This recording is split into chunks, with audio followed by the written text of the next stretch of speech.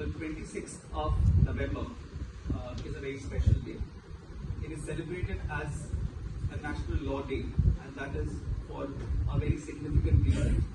On 26th of November 1949, the Constituent Assembly adopted the Constitution for India, and on the 26th of November 2024, it will be 75 years since the adoption.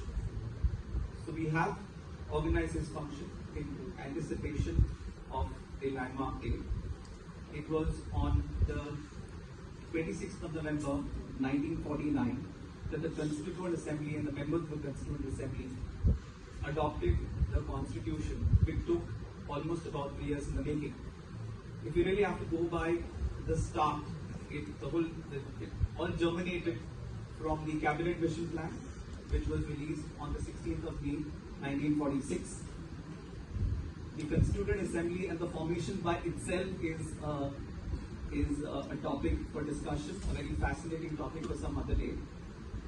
But the first assembly of the Constituent Assembly met on the 9th of December 1946.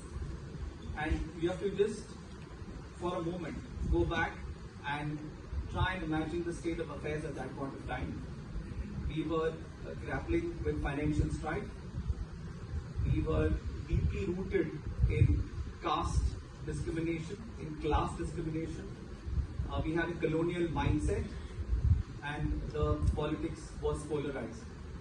In such a scenario, we had given this task to the Constituent Assembly to come up with a vision for the future.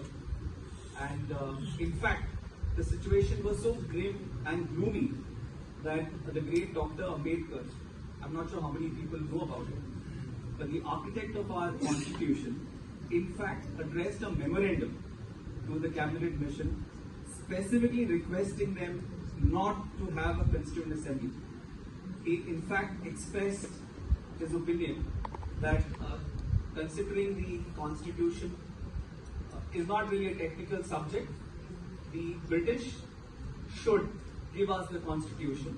This is a memorandum specifically addressed by him.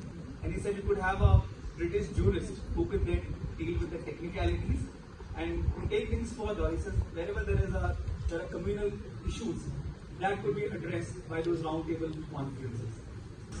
One finds in what is known as the Federalist Papers. And in that, the founding fathers, basically Alexander Hamilton, he argued about what should be the power structure in this new country which was being formed. Now they felt that if the final authority to interpret the Constitution was given to the President, who is the head of the executive, the President would become too powerful and in all probabilities he would serve dictatorial. They believed that power corrupts and absolute power corrupts absolute. Now if the powers were to be vested in the legislature, then in theory, a brute majority in the legislature would do away with all the fundamental rights or even the basic human rights. Minorities would be unsafe, dissent or unpopular opinions would be banned. Laws that may be popular but still unconstitutional would have absolute immunity. Now this would severely undermine the Constitution. Therefore, the founding fathers felt that the power to judge or interpret the Constitution should be vested in the judiciary, which should be independent of the executive and the legislature. A neutral umpire should decide whether the other two powerful governance organs were transgressing the Constitution's boundaries. Now what they reasoned? They reasoned that the judiciary has neither the purse nor the sword. Consequently, it is the weakest branch in the three departments of power. There was minimal chance that this weakest organ would itself transgress the constitutional boundaries. That is how they perceived it.